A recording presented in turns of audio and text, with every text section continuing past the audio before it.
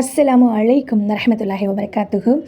அல்ஹம்துலில்லாஹி ரபில் ஆலமீன். ஃபாத்திமா ரலியல்லாஹு அவர்களுடைய சம்பவங்களை நாம் பார்த்து கொண்டிருக்கிறோம். ஃபாத்திமா ரலியல்லாஹு அவர்கள் தேடி தேடி எங்கே அலைந்தார்கள் என்று தெரியுமா? அந்த பணிப்பெண் என்ன செஞ்சுருக்காங்க, எதுவுமே புரியாத நிலையில் ஃபாத்திமா ரலியல்லாஹு அவங்க கூடையே ஓடிக்கொண்டிருந்திருக்காங்க. கடைசியில் பார்த்தால் அந்த கடை தீர்வுக்கு கடைசி முனையில் இச்சிறுமி நின்று கொண்டிருக்க, அச்சிறுமியை கண்ட ஃபாத்திமா ரலியல்லாஹு அன்பு தந்தை கொடுத்த சிறு உணவு பொட்டலத்தை என்ன செஞ்சுருக்காங்க, ஏழை சிறுமி கொடுத்துவிட்டு வீட்டை நோக்கி ஓடி வந்தார்கள். இக்காட்சியை அந்த பணிப்பெண் கண்களிலிருந்து கண்ணீர் சிந்தியது. ஃபாத்திமா ரலியல்லாஹு அவர்களுடைய இரக்க குணம் நெஞ்சை நினைத்து நினைத்து சந்தோஷம் அடைகிறாங்க அந்த பணிப்பெண்.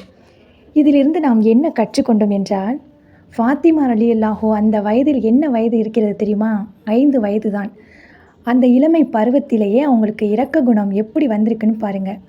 ஏழை சிறுமியோட கண்ணீர் துளிகள் ஃபாத்திமா ரலியல்லாஹுக்கு உள்ளத்திலேயே ஒரு மாபெரும் மாற்றத்தையே ஏற்படுத்தியிருக்கு. தன் அன்பு தந்தை கொடுத்த அந்த உணவுப் பொருட்களை தான் சாப்பிடாமல் அந்த சிறுமியின் ஏழை சிறுமிக்காக கொண்டு தேடி தேடி அலைந்து கொடுத்திருக்கார்கள். அந்த பசி நீங்கினதுக்கப்புறம் ஃபாத்திமா ரலியல்லாஹு அவர்களுக்கு ஒரு மன நிறைவை தந்திருக்கிறது. அப்போது சிறு வயதிலேயே தந்தையின் அனுமதி கேட்டு தான் அந்த கடை தேர்வுக்கே சென்றடைகிறாங்க.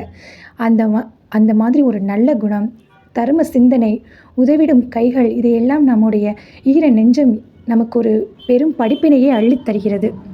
இன்ஷா அல்லாஹ் நமக்கும் இதே போல் இரக்க குணம் அல்லாஹ் தருவானாக, நம் அனைவருக்கும் தருவானாக. இந்த பயான் பிடித்திருந்தால் நீங்கள் லைக் பண்ணுங்கள், ஷேர் பண்ணுங்கள், சப்ஸ்கிரைப் பண்ணி எனக்கு ஆதரவு தருவாயாக. இன்ஷா அல்லாஹ் தருவீங்கன்னு ஒரு நம்பிக்கையோடு அந்த பயானை முடிக்கிறேன்.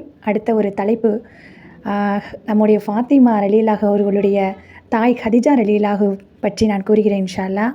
அஸ்ஸலாமு அலைக்கும் வரஹ்மத்துல்லாஹி வபரகாத்துஹு.